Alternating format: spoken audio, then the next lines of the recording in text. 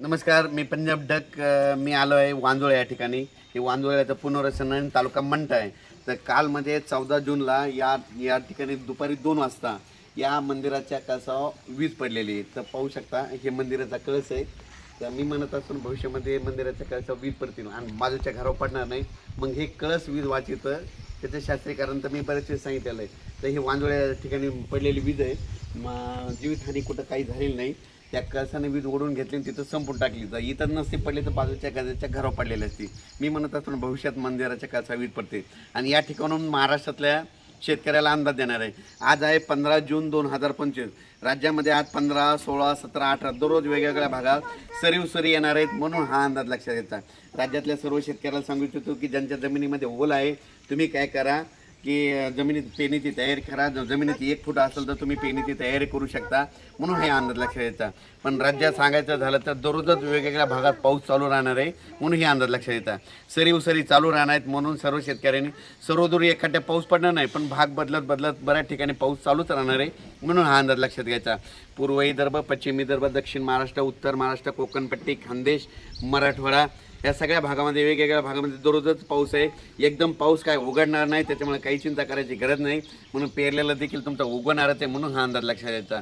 आणि योगायोगानं आज मी नगरला जात असताना की मी काल लगेच याला बातमीमध्ये बघितलं की वांजोळ्या या ठिकाणी कळसा वीज पडली, तर मुद्दामून या ठिकाणी भेट द्यायला आलो आणि पाहू शकता हे वीज अशी पडली त्या कळसाचा झेंडा याचा दुसरा देखील व्हिडिओ, त्याचा जे ध्वज होता याच्यावर लावले मंदिरावर जे ध्वज लावलेला होता ते देखील जळाला, पाहू शकता। आणि अशी या ठिकाणी प्रशासनाने याची खूप शेतकऱ्याचे फोन येले तर पेरणी करावं का नाही, तर मी सर्व शेतकऱ्याला सांगू इच्छितो शेतात कुदळ घेऊन जा, जमिनीमध्ये 1 फूट असेल तर तुम्ही पेरल्याच्या नंतर उगवतात म्हणून हे तुम्ही तुमचा निर्णय घ्या, पेरू शकता। पाऊस तर येणार आहे, पावसाचं काम करतो, एकदम पाऊस असा उघडणार नाही पण भाग बदलत पडणार आहे, सरी येणार आहे, म्हणून हा अंदाज लक्षात घ्यायचा।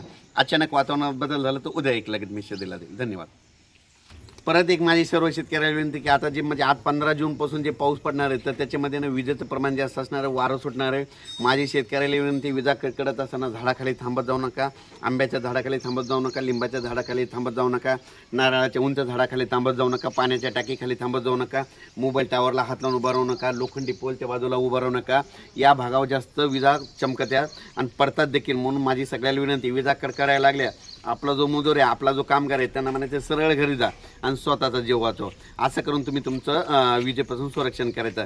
कालच आमच्या बाजूला डासाळा 13 किलोमीटर आहे, तिथे एक मुलगी कापूस लावत असताना विजा कडकडू लागल्या म्हणून ते झाडाखाली थांबल्याच्या नंतर त्यांच्या अंगावर वीज पडली, ती मुलगी दगावली।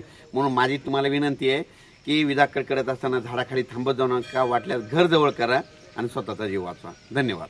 आणि आणखीन एक महत्त्वाचं सांगतो की 15 मे ते 30 मे दरम्यान समजा हे वांजोळ गाव आहे, याच्या बाजूला मंठा आहे बघा, तर वांजोळ्याला पाऊस पडला 15 मे ते 30 मे दरम्यान पुनर्वसन, आणि तिकडे जर नाही पडला तर येणाऱ्या पावसाळ्यामध्ये इथं दररोज येत आहे पण त्या गावाला जातच नाही, अशी परिस्थिती दरवर्षी होते। म्हणून तुम्ही तुमचं लक्षात घ्यायचं 15 मे ते 30 मे दरम्यान तुमच्या बाजूच्या गावाला जास्त पाऊस पडला ना त्या गावाला जास्तच पडणार, आणि तुमच्या गावाला कमी पडला की तुम्हाला दरवेळेस सोडून देणार, म्हणून हे लक्षात घ्यायचं। मग तुम्हाला फक्त मोजकात पाऊस पडतो, मग तुम्हाला पाऊस कधी येणार तर तुम्हाला 20 सप्टेंबर नंतर जास्त पाऊस पडतो, भाग बदलून पाऊस आल्याच्या नंतर, म्हणून हे लक्षात घ्यायचं।